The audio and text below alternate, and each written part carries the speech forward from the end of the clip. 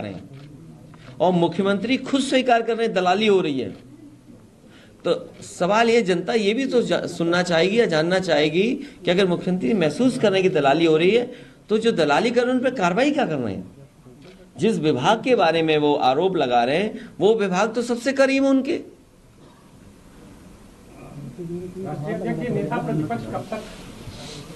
अब सदस्य आप नहीं तो आपको बना देता। अगले हफ्ते तक सुना जाए। नहीं, मेरी तो इच्छा है कि आप ही बन जाओ तो आप पक्ष अच्छा रखोगे हमारा, क्योंकि अंदर की भी बात आप जान रहे होगे।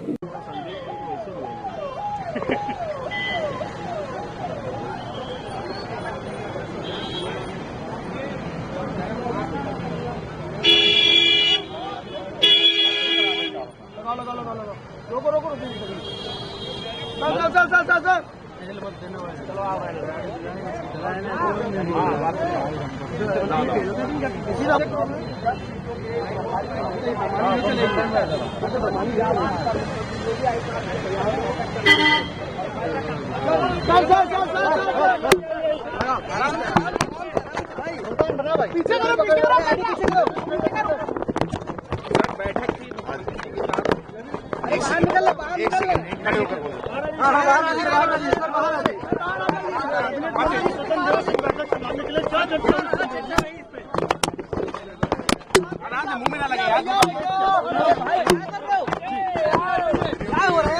बैठक विकास बाढ़ है और ये सभी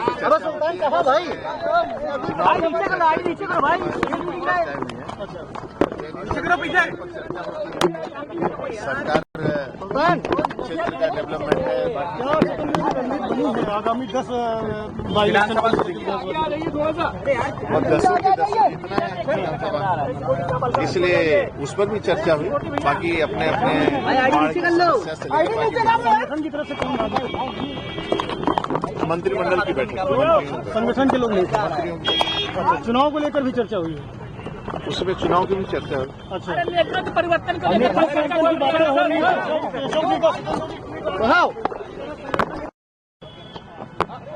जो बैठक चल रही थी मुख्यमंत्री आवास पर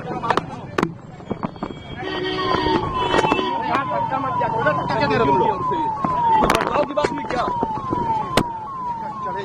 हम ये कुष्ठ रोगियों का आश्रम है जहाँ पे यशस्वी प्रधानमंत्री मोदी जी ने अनगिनत मकान इनको दिए, जो कि देश को जानना जरूरी है। ये बात बहुत कम लोगों को पता है। ये भी कम लोगों को पता है, जब पूज्य महाराज जी सांसद थे तो उन्होंने यहाँ 25 साल पहले अपने निधि से मकान बनाया था। तो वो हमेशा अक्सर यहाँ आते थे। उसी प्रथा को हम चालू रखते हुए वही सेवा, जैसे कि हम हमेशा कहते हैं, आज यहाँ पे मुझसे जो हुआ एक प्रसाद के रूप में आशीर्वाद पाने यहाँ पर आया, और जो भी मैं मुझसे जो बन सका मेरी जो हैसियत में हम उनके लिए किए और सदैव करते रहेंगे। और केशव मौर्य जी ने ट्वीट किया है, संगठन से बड़ा सरकार नहीं और सरकार से बड़ा कोई नहीं, तो इसको लेकर क्या कहेंगे? देखिए, संगठन तो संगठन पूरे विश्व में सब लोगों को पता है, ये सबसे बड़ा संगठन है। 19 करोड़ के कार्यकर्ता हैं। उन्होंने बात सही कही, 19 करोड़ के कार्यकर्ता है और संगठन को ही लेके, संगठन से ही सरकार बनती है।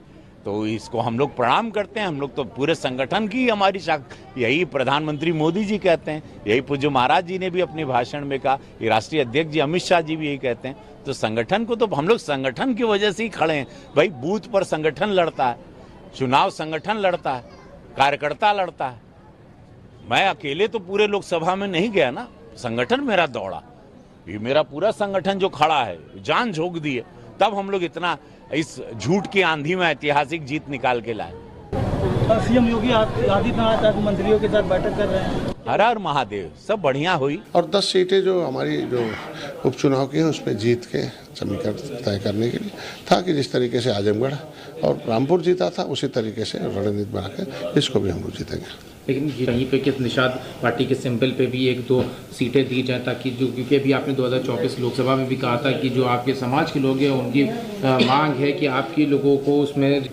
देखिए, लोकसभा तो आपने देख लिया सब कुछ कि भाई ज़्यादा सीटें लूज हो गई, तो अब ज़्यादा सीटें लूज हो गई तो आज के दिन में परिस्थितियाँ कुछ अलग हैं। और परंपरा रही भारतीय जनता पार्टी के सहयोगी दलों का सम्मान करना, और उनका रहा कि जो भी सहयोगी दल जहाँ लड़ा हो उसके हिसाब से। और मैं रिजल्ट देने वाला लीडर हूँ और रिजल्ट देने वाली पार्टी है। अपनी 11 सीट हारी हुई थी 15 में 2022 में, और 9 जीत कर दिया था, और भी 3 सीट जो हारे है 2-3 हज़ार वोटों से 4 हज़ार। तो आज के दिन में हम बेहतर परिणाम दिए हैं। उसमें आपने देखा होगा कि मझवा जीता था और कटेरी हार गए थे, फिर जीतेंगे हम लोग एनडीए के घटक के रूप में हम लोग थे। तो घटक के रूप में क्या इसमें कुछ सीटें हैं 1, 2, 3 जो आपने एक बार टेक्निकल और नॉन टेक्निकल सीट्स की मेरे पास डेफिनेशन बताई थी। मुख्यमंत्री के पास हम लोग सीट नहीं जीत के लिए काम करते हैं, और जब संगठन की बैठक होती है माननीय गृहमंत्री मुख्यमंत्री और अध्यक्ष के साथ जब कार्यालय पर, तो वहाँ तय हो जाता है कि कौन लड़ेगा। तो हम लोग तालमेल मिलकर अच्छे प्रत्याशी लड़ाते हैं, वो जीत के लिए पता है। अभी एक सवाल ये है कि दोनों डिप्टी सीएम भी ट्वीट किया कि संगठन सरकार के ऊपर है। कहा जा रहा है कि अंदर खाने काफ़ी ज़्यादा एंटी इनकम्बेंसी बढ़ चुकी है भारतीय जनता पार्टी और एनडीए में, प्रदेश सरकार में। अब उसके बारे में तो उन्हीं से पूछा जाए तो बेहतर किन परिस्थितियों में उन्होंने लिखा है।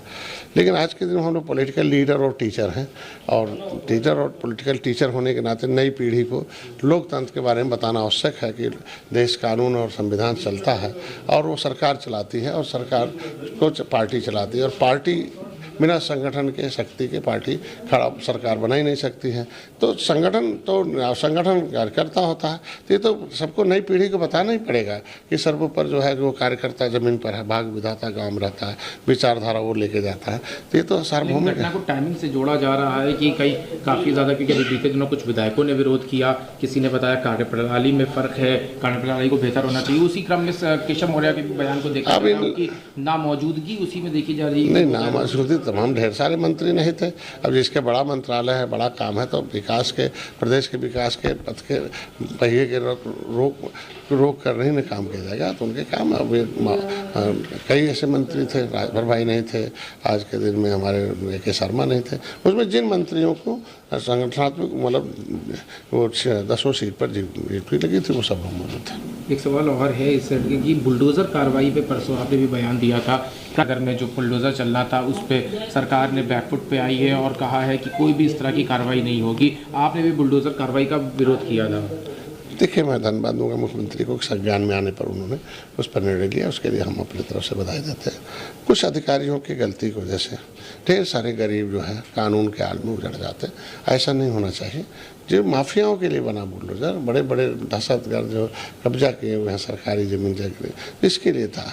अब एक बुढ़िया है देखो बैठी हुई है जौनपुर की, और वो खुद ही इसने एक प्रधान का वो किया कंप्लेन, प्रधान दोषी पाया जा रहा था, प्रधान ने कंप्लेन कर दिया और आनंद फानंद उसका घर गिरा दिया, और प्रधान अभी वैसे कब्जा किया। तो ये ऐसे पिछली सरकारों से प्रेरित कुछ अधिकारी हैं जो अंदर रहते हैं, मौका पाने। आप बुलडोजर तंत्र के खिलाफ हैं कि बुलडोजर की कार्रवाई नहीं होनी चाहिए? नहीं, तंत्र अलग मामला। मान लीजिए माफिया है और दहशतगर्द है, क्यों नहीं चलेगा ऐसे लोगों पर? उनके खिलाफ नहीं, गरीबों के पर नहीं चलना चाहिए, और जो अधिकारी चलाते हैं उन्हें इस तरीके। अब ये अधिकारी कुछ न कुछ ऐसे हैं कि जो गुमराह करते। जैसे देखो 1952 से लेके निषादों के आरक्षण के मुद्दे गुमराह कर रखा है। जब राष्ट्रपति ने लिख दिया मझवार गाँव तो रैया खरोटपुर लेदरमैन वाशरमैन के फीस, ये 91 तक उसमें थे। इनके उपनामों को पिछड़े में डालना गलत है। बाप का मझवार बना हुआ बेटे का मझवार बन ही नहीं रहा, बाप का तुरैया बना हुआ के ये काहे देंगे? 18% आबादी है। माननीय मुख्यमंत्री जी ने दिशा निर्देश मांगा RGI से, registrar general of census of India से। अब उसने क्या किया, दिशा निर्देश मुख्यमंत्री को देना चाहिए। लिख तो दिया कि केवट मल्ला मझवार हैं, अनुसूचित जाति की सूची में सेंसस 1961 में बढ़ित है, लेकिन उसने कहाँ भेज दिया? सामाजिक न्याय मंत्रालय को। अरे यार, मांग हम रहे हैं और भेज रहे हो तब दिल्ली। तो ये चीज़ उलझाने का, जैसे उत्तराखंड में है शिल्पकार जाति ने जातियों का समूह है, और वहाँ जो है एक सूची बन गई, तो यहाँ भी हो जाए मझवार जाति ने जातियों का समूह है। तो ये 18% आबादी खुश होकर वोट देती ना आज के दिन में। तो ये अधिकारी कुछ ऐसे हैं जो उलझाए हुए मुद्दे को। अधिकारियों की बात करते हैं, आखिरी सवाल है। अखिलेश यादव तो कह रहे